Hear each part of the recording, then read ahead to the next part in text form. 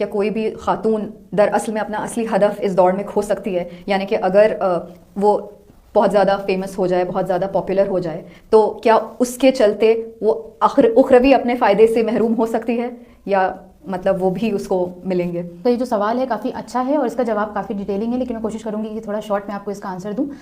جیسا کہ آپ نے کہا کہ کیا اس کمپٹیشن کے دور میں اگر کوئی عورت سکسیس حاصل کرتی ہے، فیم حاصل کرتی ہے، تو کیا وہ اس میں اپنے ہدف کو بھول سکتی ہے؟ تو ہدف کو بھولنا تو بات کی بات ہے. فرسٹ آف آل کہ اسے اپنا ہدف پتہ ہے کہ اس کا ہدف کیا ہے، وہ اس دنیا میں کیوں آئی ہے. موسٹ امپورٹنٹ تھنگ از کہ ایک عورت کے لیے یہ ضروری ہے کہ وہ اویئر ہو. جب تک عورت اویئر نہیں ہوگی، دیکھیں ہم کسی بھی چیز کی جب بات کرتے ہیں، کسی چیز کو ڈیفائن کرتے ہیں، ڈسکرائب کرتے ہیں، تو ہی کر پاتے ہیں کہ جب ہمیں اس کے بارے میں پتا ہو، اچھے سے ہم اس کی ویلیو جانتے ہوں. جب عورت اپنی ویلیو ہی نہیں جانے گی، اپنے آپ کو اتنا سستا سمجھے گی کہ وہ اپنے آپ کو اس طرح سے کہیں بھی پیش کر دے، کسی بھی شعبے میں چلی جائے، کوئی بھی کام کرنے لگ جائے، تو سب سے پہلی بات تو یہی چیز اس کی ویلیو کو ختم کر دے گی. جیسا کہ امام حسن عسکری علیہ السلام نے فرمایا ہے، ان کا فرمان ہے کہ کبھی بھی اس راستے کا انتخاب نہ کرو جو تمہیں ذلیل کر دے.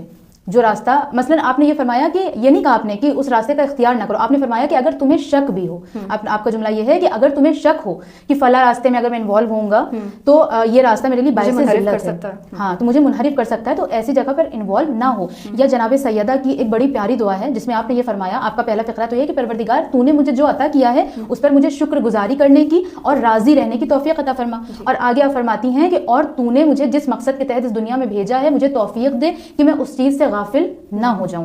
تو کیونکہ جناب سیدہ کو پتہ ہے اپنا مقصد، اسی طرح سے ہم خواتین کو بھی پتہ ہونا چاہیے. اور کیا پتہ ہونا چاہیے کہ مثلا سب سے پہلے تو ہمیں یہ پتہ ہونا چاہیے کہ اگر ہم اس دنیا میں آئے ہیں تو ہم کیوں آئے ہیں، ٹھیک ہے. اور دوسری چیز یہ کہ جب اس دنیا میں آئے ہیں تو ظاہر سی بات ہے کہ اس دنیا کے اکارڈنگ چلنا ہوگا، لیکن اپنے دین کو ساتھ میں لے کر چلنا ہے. یہ نہیں ہے کہ اگر ہمیں اللہ کی رضا حاصل کرنی ہے تو اب مثلا ہم نے جو ہے سنیاس لے لیا، کسی پہاڑ میں جا کر بیٹھ گئے. یہ نہیں کرنا، معاشرے میں بھی رہنا ہے، فیم بھی حاصل کرنا ہے، سکسیس بھی حاصل کرنا ہے، لیکن نیت پاک ہو اور ایسا شعبہ ایسا کام اختیار کرے کہ جو اس کے لیے باعث ضلالت نہ ہو.